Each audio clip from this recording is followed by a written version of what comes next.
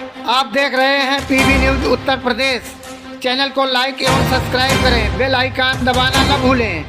श्री असदुद्दीन ओवैसी जी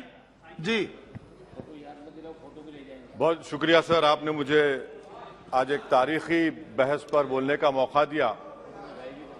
मोहतरम जनाब, इस ऐवान के 75 साल के पार्लिमानी सफर की तकमील पर हम बहस कर रहे हैं। मैं सबसे पहले अपनी जानिब से खराज अकीदत पेश करना चाहूँगा मौलाना हिफ्जुर रहमान साहब को, जो पहली और दूसरी पार्लियामेंट के मेंबर थे, मेरे कायद सालार मिल्लत सलाहुद्दीन ओवैसी को, सुलेमान सेठ साहब को और मौलाना बनातवाला साहब को। जनाब मोहतरम, इस ऐवान की नाकामियों का भी जिक्र हमको करना जरूरी है। 75 साल का तारीखी सफर इस ऐवान ने मुकम्मल किया। ये ऐवान एक इमारत नहीं है मेरी नजर में, ये ऐवान इस वतन अजीज का एक दिल है, जो बाहर जो गरीब और मजलूम अवाम की तकलीफ को महसूस करे, इसीलिए मैं इसको दिल कहता हूं। मैं आपके सामने 15 मिसालें पेश करूंगा जहां पर इस ऐवान ने अपनी नाकामी का सबूत पेश किया। एक उस वक्त जब दिल्ली की सड़कों पर सिखों की नस्लकशी की जा रही थी। एक उस वक्त जब 6 दिसंबर को बाबरी मस्जिद की शहादत हुई। आ रहा हूं भागलपुर, जिसमें रेशम के कारोबार को खत्म किया गया, मुसलमानों को दफना दिया और वहां पर फूल गोभी उगना शुरू हो गई। एक उस वक्त नाकामी साबित हुई जब मुजफ्फरनगर और गुजरात में नस्लकशी की गई।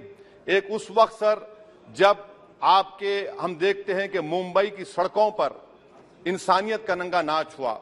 एक उस वक्त जब इस ऐवान में टाडा पोटा का काला कानून बनाया गया, यूएपीए का कानून बनाया गया, आफ्सपा का कानून बनाया गया, जिसको 1 साल के लिए बनाया गया था। 58 में हम 2023 में आ गए। एक उस वक्त नाकामी साबित हुई जनाब, जब हम देख रहे हैं कि आज ये जो दिल है, भारत का दिल है, हिंदुस्तान का, इंडिया का दिल है, आज गरीबों में, मजलूमों में, मुसलमानों में, कश्मीर की अवाम में, दलितों में, आदिवासियों में इस ऐवान की मोहब्बत और एतमाद खत्म हो रहा है, कम हो रहा है। इसीलिए जनता सड़कों पर आकर एहतजाज कर रही है, क्योंकि उनको लग रहा है कि ये इमारत बन चुकी है, हमारा दिल नहीं है। चाहे CAA का प्रोटेस्ट हो, चाहे किसानों का प्रोटेस्ट हो, चाहे शेड्यूल कास्ट के रिजर्वेशन का मसला हो। इसीलिए मैं आपके जरिए हम तमाम को मुतनब्बे करना चाह रहा हूं कि अगर हम रोडों पर इंसाफ करना जनता को अलाउ करेंगे, इस ऐवान को दिल नहीं रखेंगे, तो याद रखिए ये हमारी पार्लियामानी जमहूरियत के लिए बड़ा नुकसानदेह साबित होगा। और नुकसानदेह इसलिए भी होगा कि क्या हमको अपने ख्वाब गफलत से, अपनी जिम्मेदारियों से निभाने के लिए क्या भगत सिंह को आके बैठना पड़ेगा ऊपर कि देखो तुमने 75 साल में कैसा कानून बनाया और किसको कहां तक पहुंचा दिया। स्पीकर जनाब, इसीलिए मैं कह रहा हूं कि हम तमाम को अपनी जिम्मेदारियों को निभाना पड़ेगा। ये इमारतें ईंट से बनी हुई जरूर हैं, मगर ये इस इमारत में दिल है। इस इमारत को दिल के तौर पर बरकरार रखना पड़ेगा। स्पीकर सर, एक और मिसाल दे रहा हूं जहां पर इस ऐवान की नाकामी है।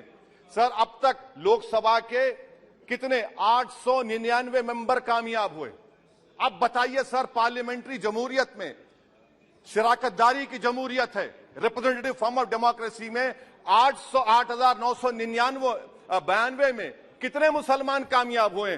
कितने सर? 520, जबकि 1070 को इस ऐवान का मेंबर होना चाहिए था। कितना डिप्रीविएशन है सर? कितना डिप्रीविएशन है? 92% डिप्रीविएशन है।